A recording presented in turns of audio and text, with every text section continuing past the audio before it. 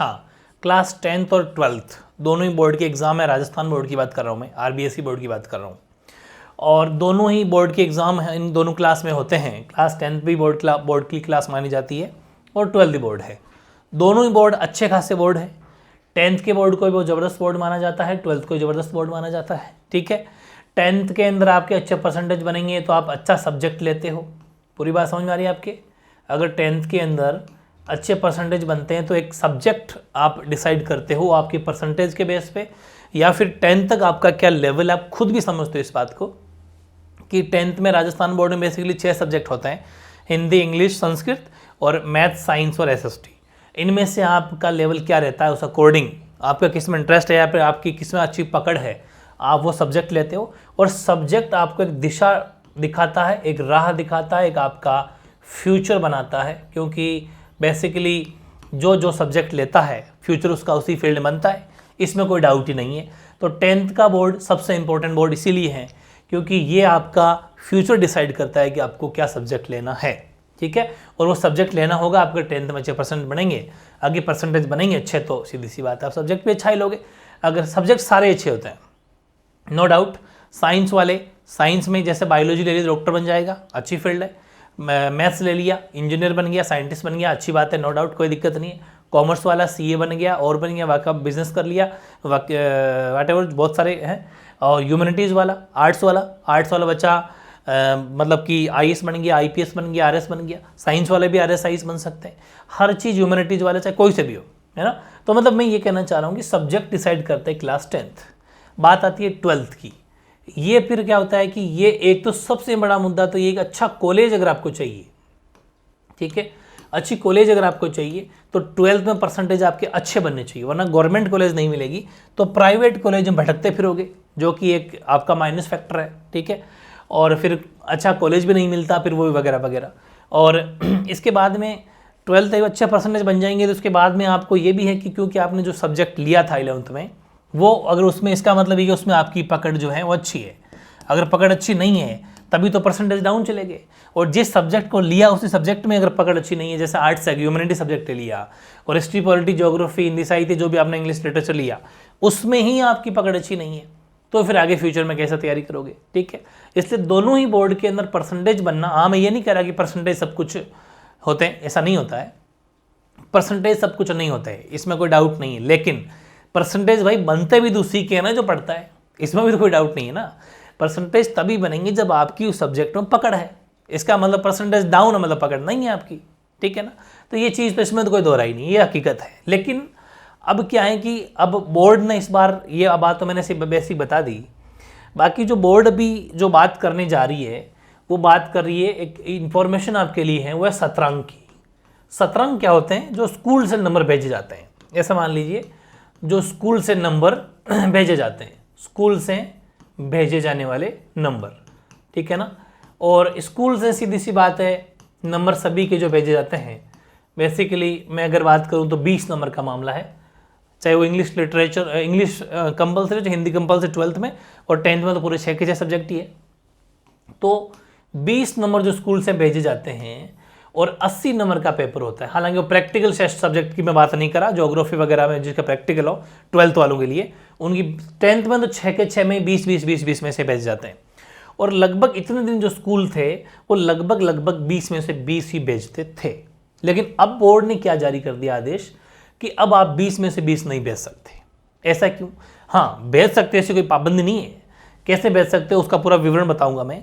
लेकिन 20 में से 20 इजिली इसलिए नहीं भेज सकते कि यहाँ से 20 आउट ऑफ 20 और बच्चे का रिजल्ट जो 80 नंबर का पेपर है, उस 80 में से उसके नंबर आ रहे हैं 3, 5, 7, 9 या फिर 12, 13। तो वो अगर उसके 80 में से 13 नंबर भी आ रहे हैं तो 13 और 20 मिला के 33 वो पास हो गया। इससे क्या हुआ कि बच्चे की असली पहचान नहीं हुई। 80 में से तो 13 नंबर लेके आ रहा है मुश्किल से, और यहां 20 में से 20, ऐसे कैसे? ठीक है, इसका विवरण देना पड़ेगा आपको प्रॉपर आपको, और वो भी ऑनलाइन। अभी बताऊंगा मैं आपको कौन कौन सी डेट है वगैरह, पूरी मैंने पिक लगा रखी, नेक्स्ट पेज में बताऊंगा। इस 20 नंबर का उन्होंने डिवाइडेशन किया है। वो डिवाइडेशन समझो आप, क्या डिवाइडेशन है कि आपको जो 10 नंबर भेजने हैं 20 में से 10, ये तो आप भेजेंगे हाफ ईयरली के एग्जाम और 3 टेस्ट, 3 तो होंगे test, 3 test and half yearly का मतलब है अर्धवार्षिक परीक्षा। इनमें जो स्टूडेंट्स के मार्क्स आए उनके बेस पे 10 में से आपको देना है नंबर। भाई जैसे अगर उस बच्चे के तीनों टेस्ट जो 10-10 नंबर के 20-20 नंबर के टेस्ट हुए, उसमें अगर आपके 30 में से 30, 10 में से 10, 10 में से 10 आ रहे हैं, तब आप पूरे भेज सकते हो। और हाफ ईयरली दोनों को मिला के, कंबाइन मिला के, सपोज अगर हाफ ईयरली 70 की होती है और ये 30 के होते हैं, तो कुल मिला के 100 नंबर का पेपर हो गया। तो 100 में से उस बच्चे के कितने परसेंटेज बने, समझना बात को। जैसे ये 10, 10, 10 और 70 में मान लेता हूँ राउंड फिगर में कि 100 नंबर के आपके एग्जाम हुए, हर सब्जेक्ट 100-100 का हो गया। तो 100 में से बच्चे के अगर 80 आते हैं तो 80 का मतलब है 8 नंबर भेजो आप, 10 में से 8, ठीक है ना। 95 मतलब कि हर चीज़ का एक रेशियो फिक्स होना चाहिए, बोलो उस अकॉर्डिंग भेजना है, ठीक है। या फिर 95 है, 90 है तो 10 में से 10 भेज सकते हैं। 90 के ऊपर है, 91 भी है तो 10 में से 10 भेज सकते हैं, ऐसी कोई बात नहीं है, ठीक है। और फिर बात कही इन्होंने 10 नंबर तो वो भेज दी, और कहा कि 5 नंबर जो हैं, 5 नंबर आप भेजो प्रोजेक्ट के फाइल के। ये तो मेरे हिसाब से सबके भेज देंगे, क्योंकि फाइल्स वगैरह आप लोगों ने बना ली होगी, फाइल्स या प्रोजेक्ट जो भी आप बनाते हो वो हो गया। और 3 नंबर भेजेंगे अटेंडेंस के। 3 नंबर किसके भेजेंगे? अटेंडेंस के। ये भी आपके पक्के हैं, क्योंकि अटेंडेंस मेरे हिसाब से सभी की 75% अटेंडेंस होनी चाहिए, वो होगी। और 2 नंबर भेजेंगे व्यवहार के, बिहेवियर के, ठीक है ना। व्यवहार उसका अच्छा होना चाहिए, बिहेवियर के। तो कुल मिला के ये डिवाइडेशन उन्होंने कहा कि इस बेस पर किसी बच्चे के नंबर भेजने आपको। तो चाहे वो यहाँ पर आपके 5 में से 5 मिल सकते हैं अगर आपने फाइल जमा कराई है, अटेंडेंस आपकी अच्छी है 3 में से 3 मिल सकते हैं, और व्यवहार के 2 नंबर, 5, 3, 10 नंबर तो पक्के हैं। यहाँ पर आपके थोड़ा कट पीट सकता है, तो ये एक नुकसान ही है, मैं तो ये कहूँगा आप लोगों को, जिनके अगर 3 टेस्ट में हाफ ईयर नंबर कम आए तो। क्योंकि ये जो नंबर है ना, ये नंबर नहीं परसेंटेज है, सीधे सीधे परसेंटेज है। क्योंकि पेपर 80 का ही हो रहा है, 20 में जितने नंबर भेजेंगे उतने परसेंटेज तो आपके पहले ही बन गए, ये ध्यान रखें। लेकिन कोई बात नहीं, मेरे हिसाब से आपके 18 नंबर तो शायद किस लगभग 18-17 चले जाएंगे। डिपेंड करता है कि आपने 10 में से कितना नंबर पाए। लेकिन ध्यान रखें, कोई बात नहीं, इससे आपको एक सीख लेनी है। क्या सीख लेनी है? कि भाई अब 20 में से 20 नहीं भेजेंगे, पेपर में ढंग से कर लो। ऐसा नहीं कि फेल हो जाओ सब्जेक्ट में, क्योंकि यहाँ पर अगर 15 ही भेज दिए, 15 भेज दिए अगर, क्योंकि अगर सपोज आपके हाफ ईयरली और 3 टेस्टों में अगर 50% नंबर है तो 5 ही भेजेंगे यहाँ पर, यहाँ 5 भेजेंगे, 10 ये 15 ही गए, तो 15 यहाँ से गए।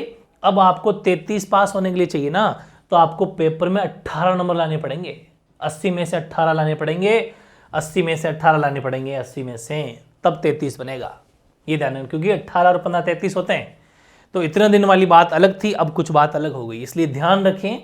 ये मेरे को आपका एक कहते हैं ना, उजाला कराना बहुत ज़रूरी है। वरना बच्चे क्या सोचते हैं, टारगेट 13 नंबर का लेके चलते हैं कि 13 नंबर लाना, बस मुझे पास होना। भाई 13 से पास नहीं हो गया आप, क्या पता इधर कम हो गए, तो वो आपको खुद को पता है कि आपके हाफ ईयरली 3 टेस्टों में क्या स्कोर रहा है, उस अकॉर्डिंग डिसाइड कर लेना। इसलिए ध्यान रखें, अपने परसेंटेज का भी ध्यान रखें और अपनी साल कैसे बचाएं उसका भी ध्यान रखें, वरना दिक्कत हो जाएगी। ये बहुत ज़रूरी है आपको जगाना, इसलिए मैंने सेशन रखा है, ठीक है। ये न्यूज़ भी दिखा देता हूँ मैं आपको। ये न्यूज़ है, देखो, RBSE पूरे 17 अंक पर करना होगा सत्यापन। आपको सत्यापन भेजना पड़ेगा स्कूल वालों को।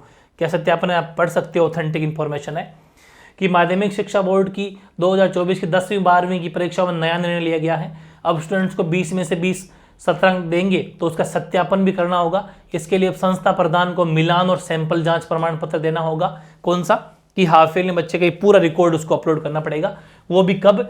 1 मार्च 2024 से 30 मार्च 2024 तक उसको जो है ऑनलाइन अपलोड करना है। उसकी हार्ड कॉपी जो है वो स्कूल वाले जो है अपने स्कूल के पास में रखेंगे। हार्ड कॉपी का मतलब ओरिजिनल जो कॉपी है वो वहाँ नहीं भेजेंगे, हार्ड कॉपी उनके पास में रहेगी।